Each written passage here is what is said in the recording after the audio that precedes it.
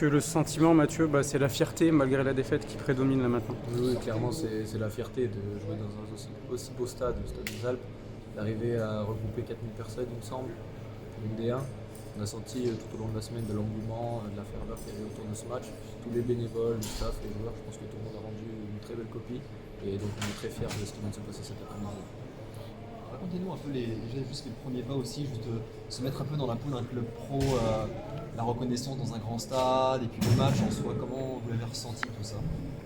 Déjà rien qu'en arrivant, en garant les minibus dans le complexe sportif, c'était incroyable. Tout le monde a sorti son téléphone pour filmer l'entrée jusqu'au vestiaire. Ensuite la découverte des vestiaires. Et après de mettre les premiers pas sur la pelouse pour la reconnaissance du terrain et ensuite pour l'échauffement, de taper les ballons sur la pelouse, il faut le dire, est très grande qualité. C'est vraiment incroyable, je le répète, on est un petit club de D1 et c'est très beau d'avoir contrôlé la pelouse du stade des Alpes aujourd'hui.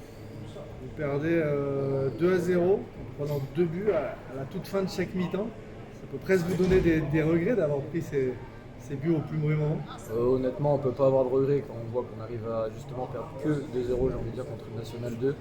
C'est qu'on a su leur tenir tête. Après, ils tapent des fois quand même sur la première adversaire, ils ne le trouvent pas. Mais on est très content, on a fait un match très solide. Et non, 2-0, on sort, on va dire, par la grande porte. Est-ce que ça peut vous donner des ailes aussi pour la suite de la saison, ce genre de performance devant autant de monde? Alors ça risque de faire bizarre pour les prochaines journées de championnat où il y aura beaucoup moins de monde. Mais évidemment que l'objectif c'est de monter en Régional 3. Et si on arrive à le faire avec ce parcours en Coupe de France et la montée en Régional 3, ça peut qu'être une belle saison cette année.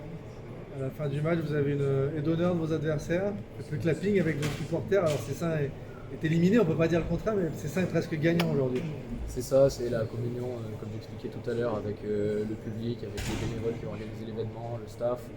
On a envie de remercier tout le monde, on a envie de partager ce bonheur avec tout le monde. Aujourd'hui, c'était vraiment la fête du foot amateur et on est très fiers de ce qu'on a réalisé aujourd'hui.